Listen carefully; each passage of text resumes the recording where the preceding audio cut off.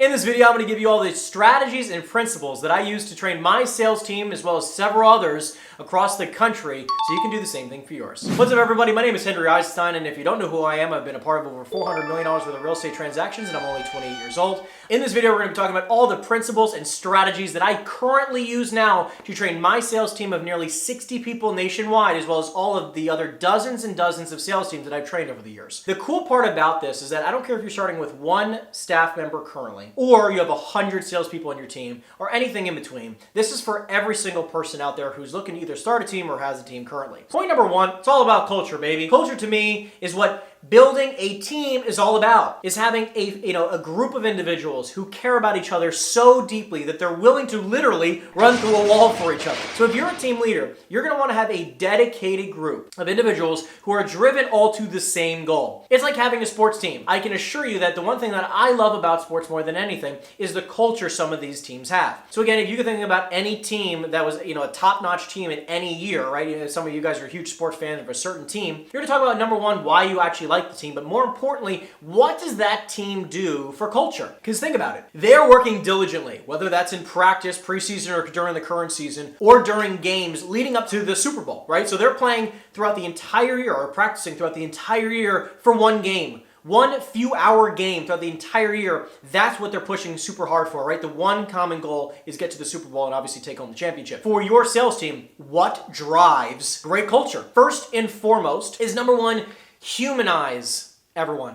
Don't just look at everyone as a transaction. Just like, listen, the common mistake that most team leaders make is that they look at everyone like they're dollar symbols or transactions. When's the last time you sent a handwritten letter to every person on your team? That you gifted somebody on your team and it wasn't just a little gift card. When you actually give them an actual gift and you did something that it just came out of the generosity of your heart. When you wrote a handwritten letter to somebody saying, I appreciate you. Thank you for dedicating your life to my team and to your family. I see what you're doing. I see you. And it means a lot to me, and I just want to express my gratitude for you and my appreciation for your hard work. This is something that matters a lot to me, and guess what? It's going to matter a lot to your team, I promise you. Do a handwritten letter once a week to someone on your team just for no reason at all, other than you just want to express their gratitude. I assure you it will go leaps and bounds farther than you could ever imagine. Like if you have someone who's pregnant and about to have a baby, buying them something for the baby, whether that's the stroller or the crib or something that has to do with the baby, goes a lot further than just giving them a little gift card to Amazon. Think about what would actually matter to them most in this moment and do something like that. If you have an agent on your team and they're a huge Giants fan, I live in New Jersey, don't hate me, please, for the love of God, don't hate me.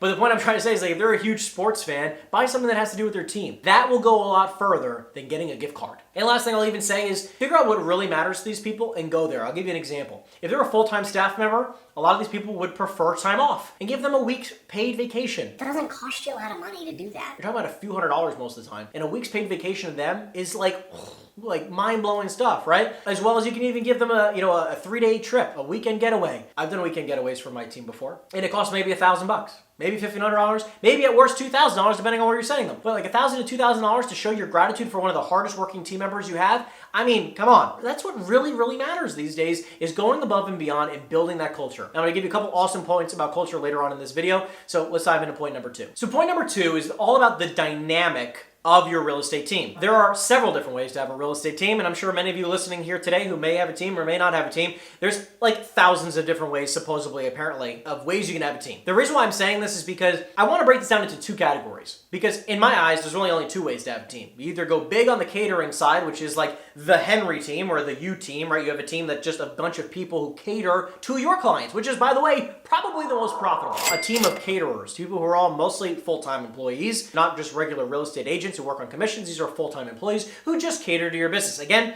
most likely going to be the most profitable route. That's one option, right? Then there's a second team dynamic that you can have set up, which is more of the sales-focused team, where you bring on a bunch of real estate agents. This is a very common team where they hire a bunch of realtors at splits, and there's really no out-of-pocket cost, right, other than maybe a transaction coordinator or two, because, again, maybe you have a couple of people who cater, but then you're going to have a majority of the people who are on your team are going to be salespeople who work on commission to try to find more clients for themselves, and then everything goes under you. There's really the two sides, right? You have the caterers or you have the salespeople. At the end of the day, you're looking to build a real estate sales team. I just want you to mentally break this down because it's going to be very, very different in how you train. Because if you have a small team of caterers, you're not going to teach them sales skills all the time. You're just going to drill them on what? You're going to drill them on 5-star quality service, which we're going to talk about in a second, as well as a few other specific tactical strategies to make sure they enhance the way they cater to your clients. Now, if you have more salespeople, you're going to be teaching more sales, communication, and conversion, because that's what they need to hear, and that's what you need to drill them on, right? Sales, conversions, communication, and metrics, right? I mean, that's what you're going to drive there, right? Obviously, metrics are going to be different for people who are caterers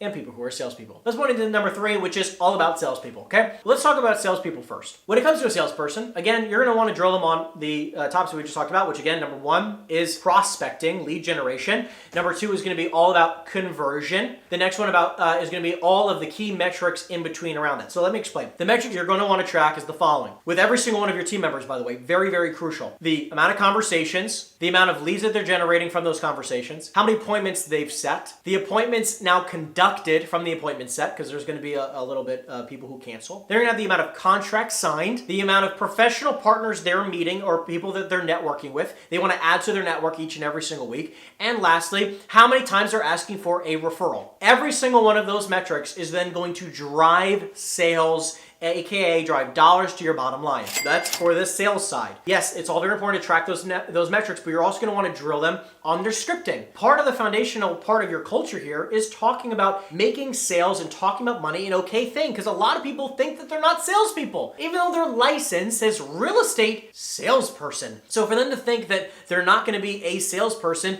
is hilarious to me. It's about educating each and every single one of your team members to say and start thinking like, I am a salesperson and I'm proud of it. Because guess what? Sales needs to be shifted in the mindset where like, you're not selling somebody on something that they don't want to do. You're actually supporting them in the largest transaction possible. And if you are not going to be the one who helps them during this sale, someone else is going to. So again, if you value your livelihood and or income, you should probably get pretty good at sales, right? And communication, which is what all scripting is about. And obviously it's not just about mastering the scripts, it's about mastering every aspect of the script, which is most of the time done only in 2 places, either face-to-face with a client or majority of the time on the phones, which is why I drill my sales team so hard on sales skills over the phone and prospecting, because it's so important to understand each aspect of a phone call. Again, if you're wondering why your team is not converting higher, it's because you need to continuously drill them on sales skills and communication skills, the scripting, the opening line, the body, which is the rapport building, the questions that they're asking, and then the close. Because a majority of individuals, they're not trained at a high enough level on each aspect of the conversation, and that's why they're going to have a drop off when they should be having not only from conversations to leads. They should be driving more leads based on, if they're generating now more leads, they should have more appointments set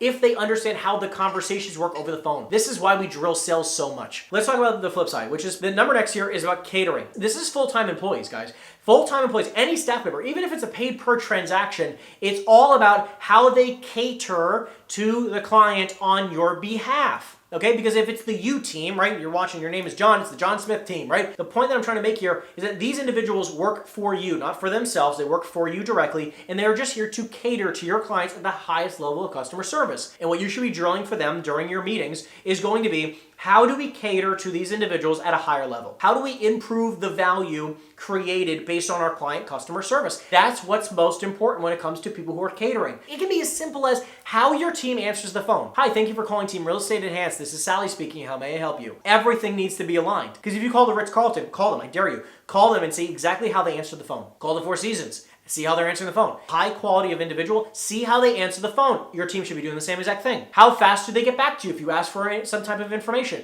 Do they put you on hold for too long? What does the hold tone look like? Master literally how the top level individuals do it or companies do it, and just do the same thing. It's literally how, you can make this very, very simple. That's how this can be done at a very high level very quickly. You just model what has worked in the past. There should be a new standard here at the team where if you're saying you're going to get information to somebody, you should get back to them within 24 hours or same day. And if you can say you're going to get it back to them in 15 minutes or less, awesome, but you got to hold people accountable to that. You don't want to just say that. There's several different ways that you can basically create a 5-star client customer service, and it's just about how do you keep improving that each and every week, each and every single month. Point number next is all about tracking. And yes, we talked about some metrics for the salespeople, but I want to bring this down to tracking metrics as a team. Now, again, this is something that I do with all the sales teams that I coach right now, is that we have a tracking platform that we've built out where the whole purpose of this is tracking not only the salespeople and all the metrics that they should be doing on a daily, weekly, monthly basis, but also tracking your individual salaried employees and how they're doing on their metrics, which is about getting how many surveys did you get, how many reviews did they get, how well are the clients being catered to, right? Are all the emails being responded to in time? There's a lot of different metrics that you can be tracking across the board for your entire team, and it's making sure every single one of those is being tracked and you have to pay attention to it as the team leader. Because if you see that one week over another, like a week over week, you're declining, you need to know why. Or if you see that certain members are accelerating and certain members are not, why do you have the team members who are not growing at the rate of everyone else on the team still? If they're not improving, then they maybe just are not a good fit for the team. Doesn't mean we don't love them. It just means they might not be a good fit, and that's okay. Because you're not supposed to keep every person you hire. It's okay. But every person that you do bring on should be a quality individual who enhances the team, does not pull the team down, right? Because by the way, you're only as strong as your weakest link, which is why if you don't know where your weak link is, that means you're not tracking your data. Because this should be very, very simple to say, my weakest link is X, right? Which is someone who's maybe just not performing at a high level. That's okay. They just maybe don't belong on the team. It's okay. If you value the integrity of your team, just understand it only takes one cancerous individual. Yeah, I'm talking about cancerous to the culture, not in the other types of way, right? Because I've had individuals that I kept for way too long, and they were very cancerous and it spread, right? It spread to the fact of my other team members, and that one person ended up leaving with 7 people. Cut my team in half in a day, because everyone just left me, because I did not get rid of that cancerous individual. So I'm telling you, it's very crucial that you pay attention to this type of stuff, which is why we track every piece of data we can every single day, so we know where the weak links are and the cancerous individuals are, right? So that we can eliminate those pieces. Plus, we know what needs to be doubled down on. We know that things are being followed. So it's all about the data. It's very, very crucial. This is why companies, massive companies, Amazon as an example, track everything. It's all about the data. Point number next. All about your meetings. Let me explain how you can enhance your meetings. Number one, there should be a daily team meeting each and every single morning. There should be a weekly meeting every single Monday. This is a very, very crucial thing. And by the way, if you say that you do your team meetings on Wednesdays, that's fine. I like to do it on Mondays because you recap the week beforehand. Daily meeting, which by the way should be under 15 minutes. You have your daily team meetings in the morning, 15 minutes, quick huddle, go over a couple key tasks, which again, I have in another video. You can check that video out. And then the next thing, when we're talking about just weekly meetings, the whole point of a weekly meeting is to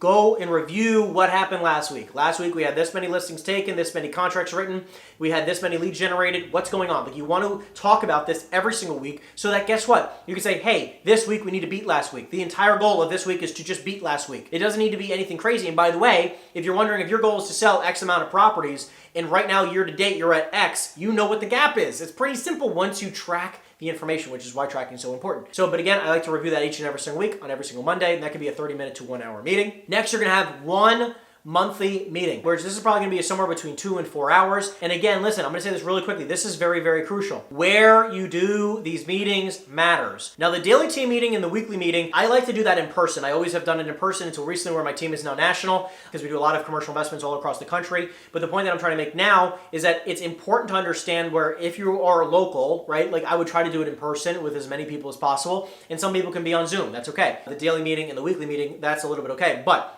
for a monthly, I would try to get the entire team together for a 2 to 4 hour period of time in person, if possible, especially for your quarterly meetings, which I'm going to break down in 2 seconds here. But for your monthly and quarterly meetings, especially your annuals, you should definitely have it in person, because that creates the culture still, right? That improves the culture each and every single time. Cater to everybody, have a great time, give out some gifts, some awards, right? Whatever you want to do, have fun with it, right? It's not just all about being like super professional all the time. Build a relationship with your people, have them over your house, especially if the team leader. When you cater people and they come over your house, it's just that much better of a way to deepen the relationship with everyone. For your monthly meeting, you're going to recap everything that happened for the month before. I like to have it the very first week of the month after, right? So let's just say that I'm recording this video, by the way, in November, right before Thanksgiving. What I'd like for all of you guys to be doing is, like, for the month of November, you would have the November meeting the very first week of December, okay? And the December meeting the very first week of January. I try to have it the month afterwards, because that way you can tally up all of your metrics, review the metrics with everyone. You can review all the P&L with everyone. Say like, hey, this is where we're at for last month. Reiterate everything. This is the pieces that we need to, like, this is what we did well. This is what we need to improve on. Train people on certain topics. Train them on sales. Train them on catering to your clients a little bit better. This is the time to do that on your monthly meetings, right? You drill on a couple different topics, do a big training day, have a lot more fun, go enjoy and bond with your team. And then annually. Now that annual meeting, again, you want to do it in person, and you want to try to have as much fun as possible, which by the way, I even like to say this, have it, if you can do once a month, your team is doing great and you can afford to do it once a month fun. Go out, go bowling, go out to dinner as a team, go have some fun. As long as you crush it, like if you hit a goal, then guess what? Then you're gonna go do the next, fun event, okay? You can go to Top Golf, you can do whatever you want, right? Just enjoy time with each other. It's all about enjoying each other's company. And again, if you can't afford it, which I think is the most fun you could possibly do, is do a weekend getaway. You're gonna take the entire team away. We could just say like, hey, we're gonna give away one person will have it for free if you wanna give it away for free, or you can just say like, hey, we're gonna do one team getaway. Again, here's the place. You can pay for a portion of it as a team leader, and everyone just has to pay for flights or something like that if you do an all-inclusive. Whatever you want to do, have fun with it. But I'm not saying you have to give away a bunch of money, but I am saying it's all about the culture. And so many people forget about that. Point number next, and lastly, but I do believe it's probably one of the most important pieces of all this, is always be recruiting. Always be in the business to attract very, very high-level individuals. It's quite important to understand that your culture, your environment of your team is built off of the people. The people equal the environment. The people equal the culture. And if you're bringing on people who are just not good individuals, right? And good, generous, kind, fun-loving, caring people, you're gonna have a really tough time creating a great culture. Just because they put up good numbers doesn't mean they're great for the company. There's a difference of being a power player financially and a power player culturally. And most of the time, I'm telling you from experience, culturally always wins. I'm telling you right now, it can be intriguing to bring on that person who's a power player financially, but I'm telling you, if they're not a good cultural fit, it does not make sense to bring them on. Wish them best of luck. You can push them some other direction, wherever you want to do. Training and culture are the foundation of any powerful team out there. Again, I hope you guys enjoyed the video. I'm so excited to see what you guys can do with, with all this information here, as well as if you haven't subscribed yet to the channel, make sure you do so. I greatly, greatly appreciate that. Other than that, guys, I love you so much, and I'll see you in the next video. Take care.